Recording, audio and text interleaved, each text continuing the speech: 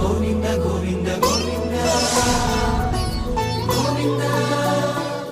నిత్య పూజలివివు నేరిచిననోహో ప్రత్యక్షమైనట్టి పరమాత్మునికి నిత్య పూజలివివో.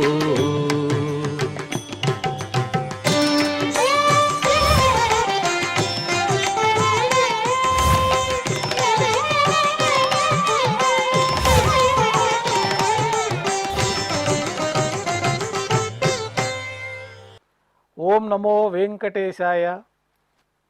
ఆదివారము, శ్రీ పరాభవనామ సంవత్సరము, దక్షిణాయనము, గ్రీష్మ ఋతువు, ఆషాఢమాసము, కృష్ణపక్షము, చవితి తిథి, పూర్వభద్ర నక్షత్రము, ఆగస్టు 2, 2026.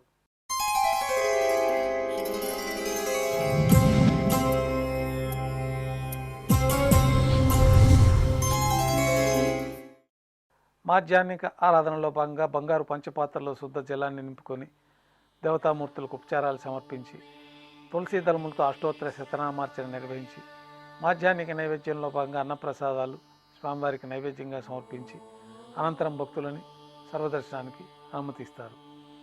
ఉభయ దేవేలతో శ్రీ మలయప్ప స్వామివారు బంగారు తిరిచిపైన వేంచేస్తారు. మేళతాళాలతో ఊరేగింపుగా విమాన ప్రదక్షిణంగా సంపంగి ప్రాకారంలో కల కళ్యాణ మండపానికి చేరుకుంటారు. కళ్యాణోత్సవం ప్రారంభమవుతుంది.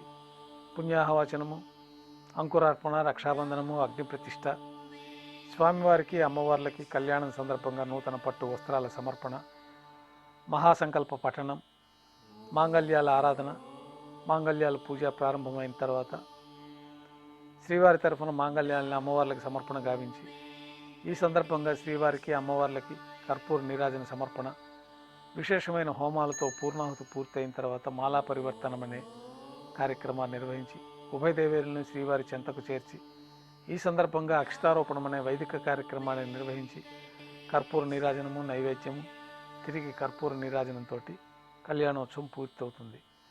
కళ్యాణోత్సవం భక్తుల దర్శనం అనంతరం ఉభయ దేవేలతో శ్రీ మలయప్ప స్వామివారు మేళతాళాలతో ఊరేగింపుగా ధ్వజస్తంభం వద్ద కల అద్దాల మండపానికి చేరుకుంటారు.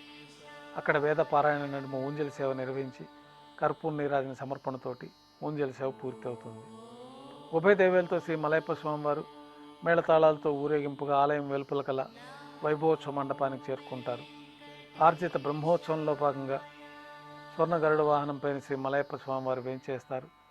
కర్పూర నీరాజన సమర్పణతోటి స్వర్ణ గరుడ వాహన సేవ పూర్తి అవుతుంది.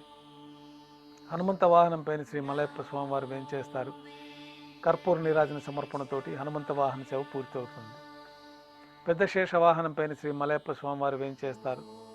కర్పూర నీరాజన సమర్పణతోటి పెద్ద శేష వాహన సేవ పూర్తి అవుతుంది.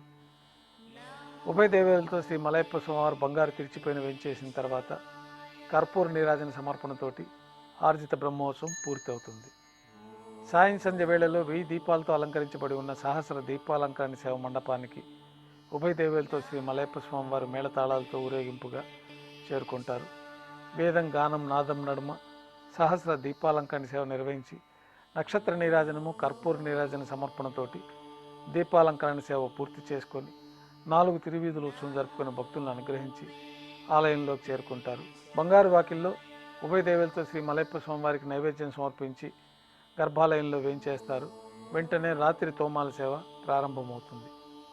ఉదయం సమర్పించిన పుష్పమాలికలన్నీ సళ్లింపు చేసుకొని గర్భాలయాన్ని శుద్ధి చేసుకొని బంగారు పంచపాత్రలో శుద్ధ తోయాన్ని నింపుకొని శ్రీవైకానస భగవత్ శాస్త్రోక్తమైన విధానంలో మూలమూర్తికి, ఉత్సవమూర్తులకి ఉపచారాలు సమర్పించి కొత్త పుష్పమాలికలతోటి మూలమూర్తికి, ఉత్సవమూర్తులకి అలంకరణ జరిపి చతుర్వేద మంత్రాలతో మంత్రపుష్పాన్ని సమర్పించి నక్షత్ర నీరాజనము, కర్పూర నీరాజన సమర్పణతోటి రాత్రి తోమాల సేవ పూర్తవుతుంది. అష్టోత్తర శతనామాలతో అర్చన నిర్వహించి రాత్రి నైవేద్యంలో భాగంగా అన్నప్రసాదాలు, పన్యారాలు నైవేద్యంగా సమర్పించి తిరువీసి నైవేద్యం పూర్తయిన తర్వాత భక్తులని సర్వదర్శనానికి అనుమతిస్తారు. కొద్ది విరామం తర్వాత ఏకాంత సేవలో భాగంగా రాత్రి సమర్పించిన పుష్పమాలికలన్నీ సళ్లింపు చేసుకొని గర్భాలయాన్ని శుద్ధి చేసుకొని బంగారు పంచపాత్రలో బ్రహ్మ తిరువారాధన కోసమై బంగారు బిందెలోని తీర్థాన్ని సమర్పించి ఏకాంత సేవలో భాగంగా బంగారు పట్టు పాన్పు పైన శ్రీ భోగ శ్రీనివాసమూర్తి వారిని వేంచేపు చేసుకొని ఏకాంత సేవలో భాగంగా దారోష్ణమైన గోక్షీరము, జీడిపప్పు, ద్రాక్ష, కలకండ కలిపిన మిశ్రమాన్ని దేవతామూర్తులకి పండ్లు నైవేద్యంగా సమర్పించి కర్పూర నీరాజనంతో ఏకాంత సేవ పూర్తి అవుతుంది. ఓం నమో వెంకటేశాయ.